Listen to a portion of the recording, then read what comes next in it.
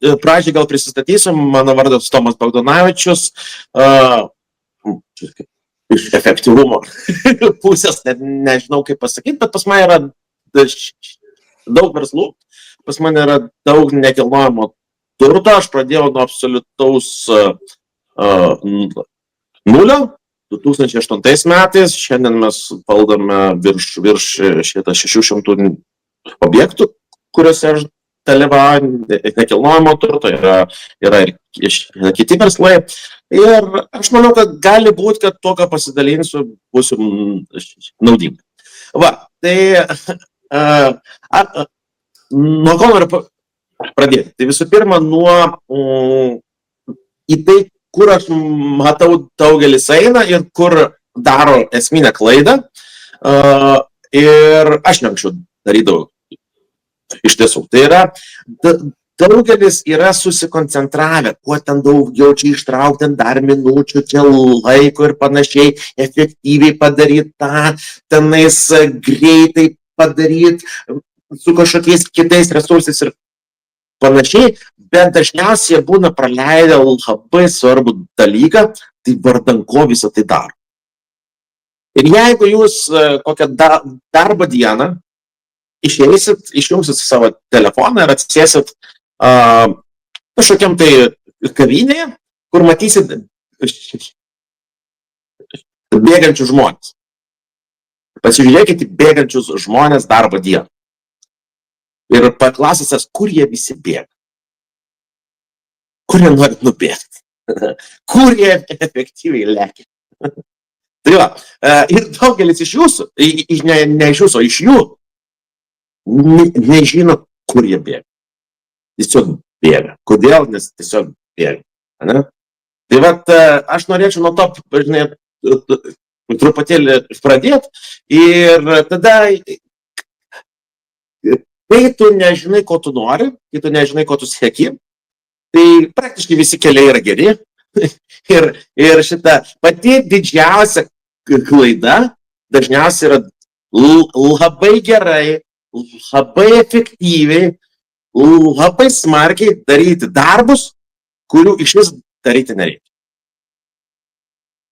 Ir iš to, ką jūs darote, ta prasme, didžioji dalis darbų iš tikro gali būti, kad jie yra būtent tokie. Va, kaip tą dabar, tam, kad nebūtų gyvenime kaip žuvis be galvos, į kur ten srovė neša, ten ir plaukiat, yra svarbu pasidėlioti tuos ABC. Ir čia aš praleidžiu daug laiko prie ABC. ABC, nežinau, čia matos, kažkiek matos. Pats vidinis. Dabar, dėl ko aš pasidariau ABC? ABC dėl to, kad yra dvi, vadinkim, teorijos. Vieni sako, įsikelkit tikslus, didelius, kurie tenais yra ten daug didesni už jūs, ten kad kliūtis būtų ir panašiai. O kiti sako, ne, tikslas turi būti smart, pamatuojamas, su terminais, su deadline'ais ir panašiai. Ir visgi geriausia, kai jūs pasidarote, jūs pradėte nuo C. Čia yra jūsų, vadinkim, 5 ar 10 metų vizija, kuri nebus pagal smart. Jinai bus tas, kas jūs įkvepia, kas jūs veža. Čia yra jūsų šitas. Čia pamatuojamumo nedaug gal, bet čia yra tas, wow. Kaip tą pasieksite? Nežinau kaip, bet noriu. Va čia yra, va čia šitą. Ir aš prieš šito pratimo mažiausiai praleiskite 5 valandas. Prieš šitą. Tai bus valandos, kurios atsipirks jums daugiausiai negu visi asistentai ir visa kita. Kur aš čia? Tada, kas yra taškas B? B taškas nuo C skiriasi tuo, kad jis yra toj pačioj į tą pačią kryptį. Aš žinau nuo taško A į tašką C ir B aš žinau kelią. Čia man aišku. Čia žinau kelią, čia mano sekantis pamatuojamas tikslas. Čia. Ir aš galiu pamatuoti jį, išsiskaidyti į rodiklius ir galiu pasimatuoti progresą. Kur aš einu ir ar aš einu teisingai, ne? Mes tai matuojam visas įmonės ir panašiai ir galim matuoti ir save. Čia yra B. A taškas yra tas nuoširdus ir aiškus pasirašymas savo, kur aš esu. Be makaronų sukabinimo, nes lengviausia apgaudinėti yra save, ten, kad čia iš tikrųjų yra geriau negu čia atrodo, taip toliau, ne. Yra kaip yra. Ne jūsų taškas A. Kaip yra? Jūs pasiemat vieną sritį, nesvarbu kokia tai sritis, kuri jums šiuo metu yra aktuali. Yra taip. Ne? Koks mano C? Čia man reikia įkvėpimo, aš einu iš ryto, begerdamas kavą su muzika, kažkokia įkvepiančia, gal kažkas norės ten kažkokio gražus vaizdo į jūrą, žiūrėti kalnus, taip toliau, o gal tiesiog kažkas norės atsisėsti prie stalo, žiūrėti, kur aš noriu ateiti. C. Nežinau kaip, bet noriu. Deža. O čia yra tas C. Ir aš einu apsirašau. B. Kur aš žinau kelią. Tai va, tai dažnai žmonės šitą pasidaro ir užmiršta šitą pasidaryti. Arba pasidaro šitą, bet ten atsiranda kliūčių ir tada jie sako, gal nedarysiu, nes neturi C, tada jų nebeįkvėpia ir tada bet kuri šitą nemato, į kokį didį dalyką jie eina ir tada visa motyvacija važiuoja. Va, tai va čia toks nedidelis trukme, va čia pasakiau per keletą minutėlių, bet jeigu tam neskirsite 5 valandų, jūs nepasidarysite. Ta prasme, vienai sryčiai, aš darau šitą su verslais, aš tą darau su investiciniais portfeliais, aš tą darau su santykiais. Taip. Ir čia, kol šito nėra, galima pradėti ten nuo tų visokių priemonių. Ir dirbtinis intelektas, aš daug naudoju dirbtinį intelektą, bet kol tu nežinai, kur eini, tavo visi keliai vienodi. Tai vat, čia yra svarbus dalykas. Dabar toliau. Toliau antras dalykas svarbu atskirti. Čia mes turim pavadinimą efektyvumo. Aš norėčiau dar truputėlį atskirti kelis terminus. Kas yra efektyvumas, kas yra rezultatyvumas ir kas yra produktyvumas. Gerai, neapversiu to lapo, matosi čia. Kas yra kas. Ne? Daug kas orientuojasi į efektyvumą, kad kuo greičiau kažką ten padaryti. Jeigu mes pasiemame kažkokį tai resursą, nesvarbu, gyvenimą mums reikia įvairių resursų. Nuo ko mes pradedame? Aš manau, viena iš didžiųjų klaidų yra orientuotis į efektyvumą. Visų pirma, kai aš imu kažkokį resursą, aš žiūriu rezultatyvumą. Rezultatyvumas yra padaro rezultatą ar ne, atneša ar ne. Jeigu rezultato nėra, jokio skirtumo, kiek pigiai, kiek greit ar panašiai tą darė. Jeigu rezultato nėra, viskas resursas eini į kitas. Na? Tai visų pirma pasimatuojam rezultatyvumą. Ne? Tada mes galime matuoti efektyvumą. Bet ar mums geriau resursas vienas, kuris, pavyzdžiui, kainuoja į valandą 10 ir padaro 2 vienetus kažkokio tai rezultato A, ne? Ar mums yra geriau resursas 2, kuris kainuoja 20, bet per valandą padarom 6 vienetus A. Jeigu mes žiūrėtume vien iš efektyvumo prizmės, tai mes sakytume, šitas resursas 2, brangu, arba ilgai užtrunka, čia per ką be matuos. Ne? O čia gal nelabai matos. Matos. Atrodo, jis yra neefektyvus, bet jis yra produktyvus. Ir dėl to visas fokusas gyvenime, šitą rezultatyvumą, bet koks resursas, kurį naudosite, nes jūs šitągi galite atlaisvinti savo laiko, ne, tik tai naudodami resursus. Gali būti dirbtinio intelekto, žmogiškieji resursai, dar. Visų pirma, pasimatuojate, ar jis atneša rezultatą. Jeigu jis neatneša, jeigu jūs pasamdote žmogų, ne, va čia kaip buvo klausimas, ar gali pasiekti šitą, sistematizuoti, ar ten, jeigu tu priklausai nuo kitų žmonių, ne?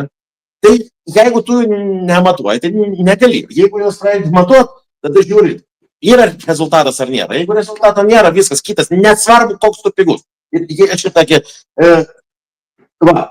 Ir tada visas fokusas į produktyvumą, nes jūs jį galite didinti iki begalybės. Ne? Va. Tai čia mes antroji žinutė apie apibrėžimą. Ne? Trečioji žinutė yra va tas kompasas, kai mes turime ABC, aš gal truputį atsistosiu, perdėsiu kitą skaidrą. Tuščio lapą, ne? Ir yra toks dalykėlis kaip darbai, kuriuos mes pasirenkam daryti. Ir yra kelių tipų darbai. A tipo darbai, B tipo darbai, C tipo darbai ir D tipo darbai. Ne? Čia yra įvairių apibrėžimų, kaip kas apibrėžia. A tipo darbas yra, jeigu nepadarysiu, bus blogai, jeigu padarysiu, bus kaip buvo. B tipo darbas yra, jeigu padarysiu, bus gerai,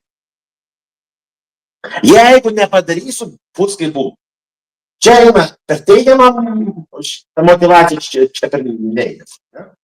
C tipo darbas, ar padarysiu, ar nepadarysiu, nesvarbu. D tipo darbas yra tas, ką mes deleguojame. Va. Tai dabar esminė vieta, ne? Jeigu mes turime kažkokį tai darbą ir mes matome, kad jis tą rezultatą mums reikia pasiekti, mes pasižiūrime, ar jis gali būti D. Ne? Jeigu mes galime nedaryti, tai ir nedarom. Tai čia aišku. Bet per gal šis nereikalingas, tai jeigu ne tai jeigu mes neeliminuojam, mes deleguojam. Ne?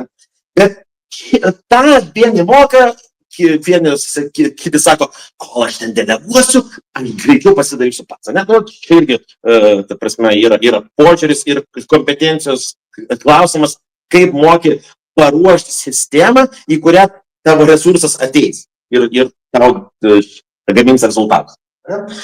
Bet pati tokia triki vieta yra čia. A ar B. Nuo kurių darbų reikia pradėti? Mažydai, pasirodė. Gal šitą pasidarom, kad biškai man matytisi toks. Nuo kurių darbų reikia pradėti? Ar nuo A, ar nuo B? Va, parašykit jūs. Nuo kurių pradėti dažniausiai? Ar jeigu yra darbų sąrašas, vienas, jeigu nepadarysit, bus blogai, jeigu padarysit, bus kaip buvo.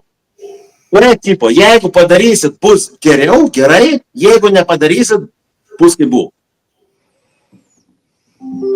Šitą, tu matai, ką žmonės rašo. Bet parašykit komentarus. Gerai. A ar B. Rašė tik tais irgi žmonės, kad norės skaidrių, nes kažkodėl iš formato nusikėlė. Išeina. teks klausyti audio. Gerai. Gerai. Nuo kurio pradeda? Nuo A ar nuo B? Tai tada Tomai, nuotraukas, neišmes klapų, lauksim nuotraukas. Jo, gerai, mes nufotografuosim. Gerai, bet pasidarom tokį interaktyvą, kad nuo A. Va. Visi, tavrasi, daugelis daro A. Ir tie žmonės, čia yra didžioji dauguma žmonių. Ir jeigu jūs darote šitus darbus, ne, jūs visada pasiliksite ten, kur esate. Jūsų vienintelis šansas kilti viršų yra B tipo darbai. B. Tai yra, jeigu padarysiu, bus geriau, jeigu nepadarysiu, bus kaip buvo. Jeigu jūs dėliojate, nuo ko pradėti, kad vadinkim dieną, ne, ir jūs neduosit savo geriausio laiko B tipo darbam, jūs būsite užsiėmę. Labai visko daug daryti. Reikia komunalinius sumokėti, reikia ten kažką paduosius buhalteriai, oi, ten kažkokį dar, atskaitėlį, ten atskaitėlį išrašytą, dar kažkokį. Vienu žodžiu. Ir čia yra žmonės, kurie bilia kaip užsiėmė ir jie neuždirba beveik nieko. Tai va. Tai čia yra darbai, nuo kurių verta būtų. Ta prasme, jeigu šitą dėliojate bet kokią dieną, jūs turite turėti B tipo darbam laiko. Viskas. Beje, jeigu kas nemato, gal jums reikia ir žiūrėti per telefoną, jums reikia tiesiog telefoną paversti, taip, ir matysi skaičius. Gerai, bet, ne prie to. Šitą, man matosi per 2 ekranus, kad ir taip gali būti. Tai gerai, šitą. Va, tai čia 2 tokios pagrindinės žinutės, plus terminologija, kad fokusuotis į produktyvumą, o ne į efektyvumą. Taip, globaliai. Va, ir viskas. Ir šitą svarbu ir dar viena itin svarbi vieta. Daug kas sako, čia turi būti viskas automatiškai, viskas gali, asistentai gali padaryti viską. Ir čia mums gal to nieko nereikia daryti, reikia pasyvių pajamų labai daug ir panašiai. Pasyvios pajamas gerai, bet pasyvios pajamas yra kaip pasyvus seksas. Jis gal, tavrasi, ne visada yra gerai nedaryti nieko.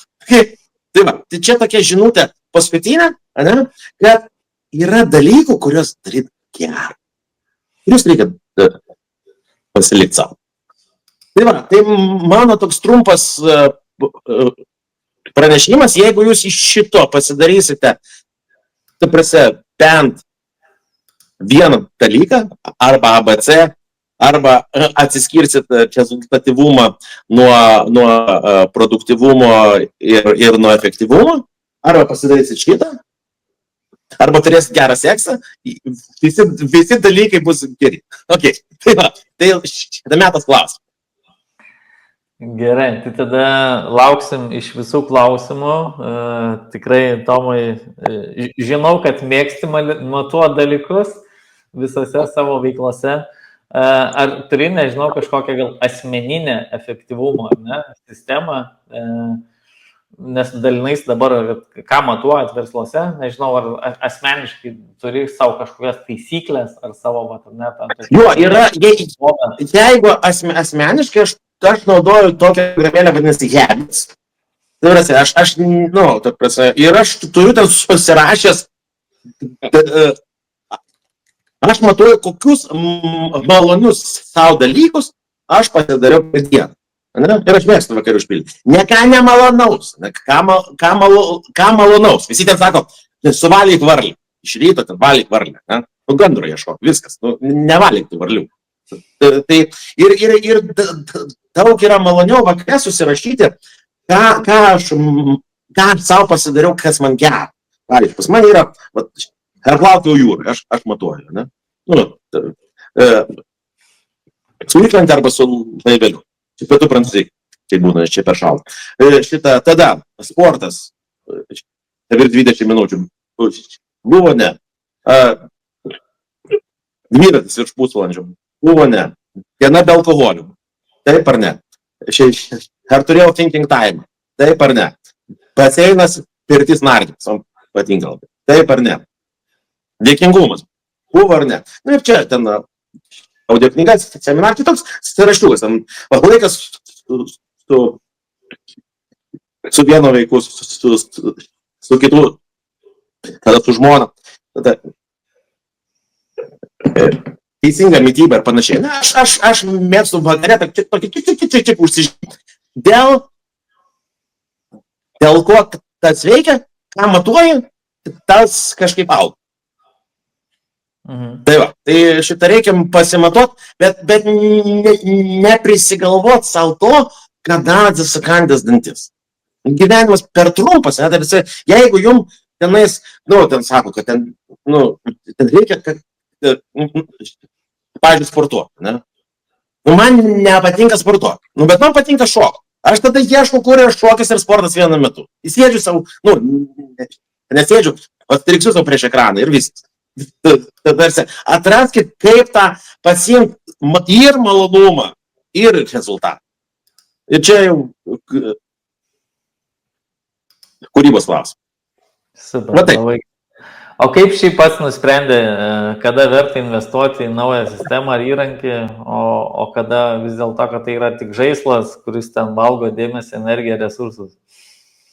Matai, jeigu mes pasidarėme, atėjome, pasiekėme produktyvumą, ne? Kad mums daro kažkokį rezultatą, ne? Mūsų produktyvumą šitų. Tada verta pasižiūrėti, gal čia galima tą suefektyvinti, tai reiškia sumažinti kaštų. Arba laiko, kaip čia prasme, arba pinigų. Ir tada žiūrim, bet išlaikant rezultatą. Jeigu rezultatas krenta, tai šitą, ne? Tai visas, ta prasme, dirbtinis intelektas yra žiauriai geras dalykas, man nepatinka, kad jo negali palikti, kaip pasakyti, jis toks kaip vaikas. Kartais gerai pasako, kartais gali apsikakoti, ne? Ir tiesiog šitą, jisai užgliūčina kartais.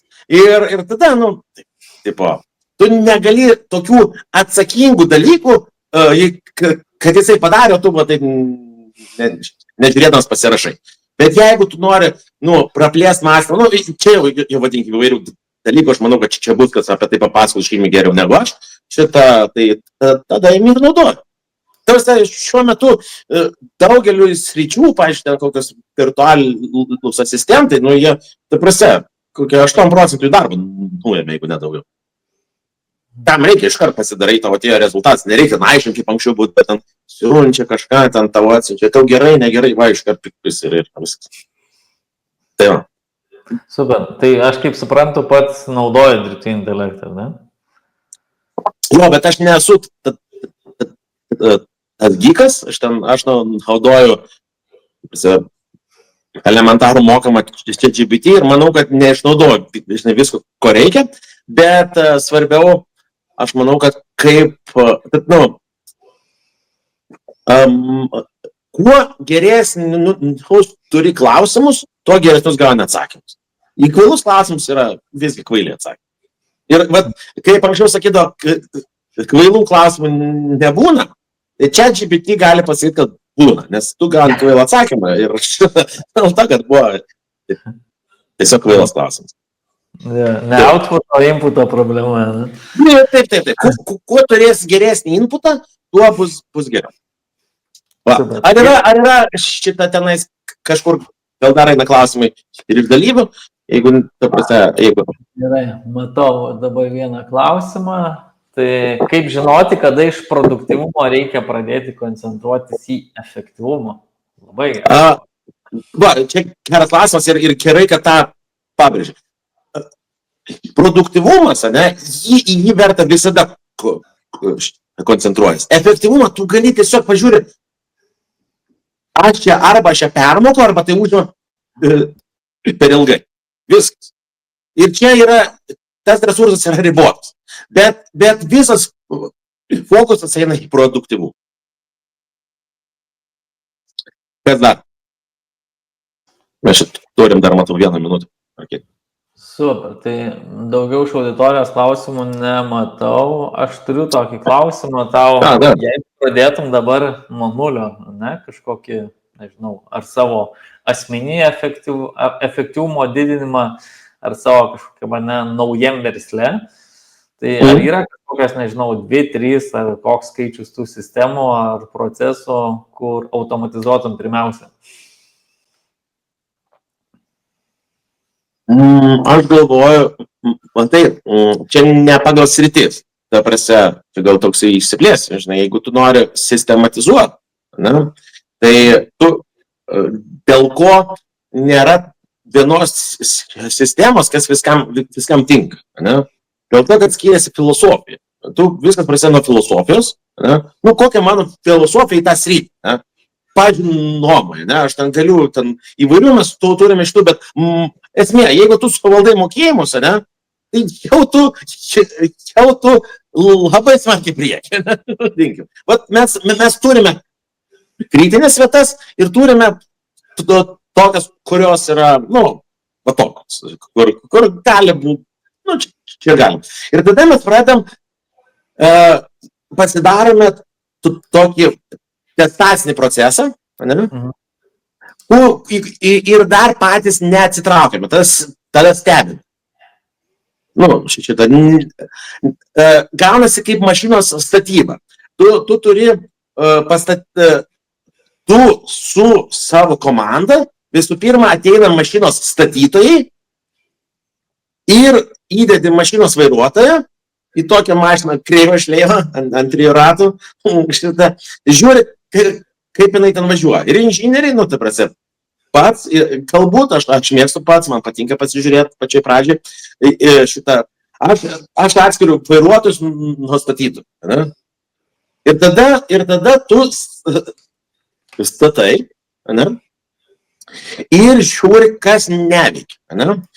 Pradžiai naudoja visokias prieinamas tokias sistemėlės, kaip Trello, ten Pabli automatizacijos, viskas, kad visi integruotų ir tu realiai žiūri, kaip resursas, tas vairuotojas arba jo ten kažkokios tai dešinos rankos ir panašiai, kaip resursai laiku atlieka šitą.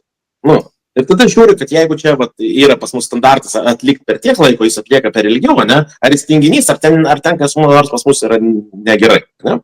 Ir tada žiūri, gal pas mus čia taip reikia tobulint, taip atsiranda mašinas su 4 ratais, kurie ir važiuoja geriau ir panašiai. Tada sekančių etapų. Tada šitą mes perėdinėjom nuo tokių konvencijų sistemų į savo vidinės. Vietoj visokių Trello, ar ten, kaip pavyzdys, ar ten kažkokio tokio CRM ar panašiai, mes paėmėm tą procesą, kuris yra mūsų procesas ir jį pradedam įprogramuoti. Nes sistema tai yra iš esmės įprogramuotas procesas, jeigu mes taip vadiname šitą. Ir kai mes jį programuojame, tada mes galime atsitraukti ir turime tam tikrus taškus, kurie matuojame ir kurie eliminuoja blogus vairuotojus. Ir visa esmė. Ir viskas. Ir tokiu būdu jos gimsta ir jos visada po truputį tobulėja. Ir viskas. Bet jau, kai tai tampa įprogramuotų į mūsų sistemą, jau aš būnu smarkiai atsitraukęs. Iki kol išvis. Ir mano filosofija paprasta. Vienam verslui iki 10 valandų per mėnesį. Viskas. Ok, super. Taip va. Ačiū labai Tomai už pasidalinimą. Matau, daugiau iš auditorijos klausimų nėra. Tai lauksim tada nuotraukų. Nufotografuosiu, jeigu mus rodo visgi taip, o ne taip kaip čia, nes aš matau 2. Tai gali būti, kad jie matė, kad aš atsistojęs piešiu, bet nepasakė, kad, hebra, mes nieko nematom.